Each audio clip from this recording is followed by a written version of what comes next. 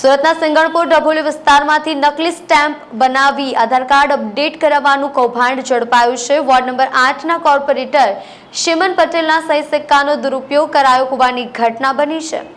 સુરતમાં ડુપ્લિકેટ ચીજવસ્તુઓ સતત મળતી રહી છે, ત્યારે હવે કોર્પોરેટના નકલી સહી સિક્કા બનાવીને આચરવામાં આવતા કૌભાંડનો પર્દાફાશ થયો છે। સિંગણપુર ડભોલી વિસ્તારમાં નકલી સ્ટેમ્પ બનાવી આધાર કાર્ડ અપડેટ કરવાનું કૌભાંડ ઝડપાયું છે। આધાર કાર્ડમાં એડ્રેસ બદલવા અપડેટ કરવા માટે કોર્પોરેટર નકલી સહી સિક્કા બનાવી કૌભાંડ આચરનારને ઝડપી લેવામાં આવ્યો છે। તપાસ દરમિયાન માત્ર સુરત જ નહીં પરંતુ મધ્યપ્રદેશના સરનામાના પણ આધાર કાર્ડ માટે બોગસ સહી સિક્કા વાપરવામાં આવ્યા હોય તેમ જાણવા મળ્યું છે।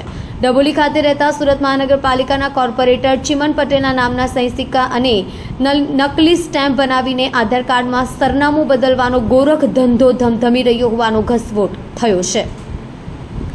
અખંડાનંદ કોલેજ પાસે કોમન સર્વિસ સેન્ટરમાં સંચાલક હિમાંશુ કુશવાહા દ્વારા કોર્પોરેટર ચિમન પટેલની જાણ બહાર તેમની સહી સિક્કાનો નમૂનો મેળવીને બોગસ સ્ટેમ્પ બનાવવામાં આવ્યા હતા, જેનો ઉપયોગ આધાર કાર્ડમાં સરનામું બદલવા માટે કરવામાં આવતો હતો।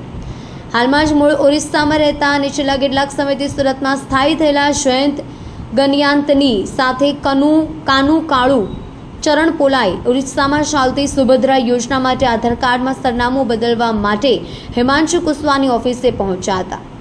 હિમાંશુ કુશવાહા દ્વારા સ્થાનિક કોર્પોરેટર ચિમન પટેલના બોગસ સ્ટેમ્પ બનાવીને આધાર કાર્ડ અપડેટ કરવા આપવા સમગ્ર ઘટના અંગેની જાણ ચિમન પટેલને થવા પામી હતી, જેને પગલે કોર્પોરેટર ચિમન પટેલ દ્વારા સિંગણપુર પોલીસ મથકમાં આરોપી હિમાંશુ કુશવાહા વિરુદ્ધ ફરિયાદ દાખલ કરવામાં આવી છે।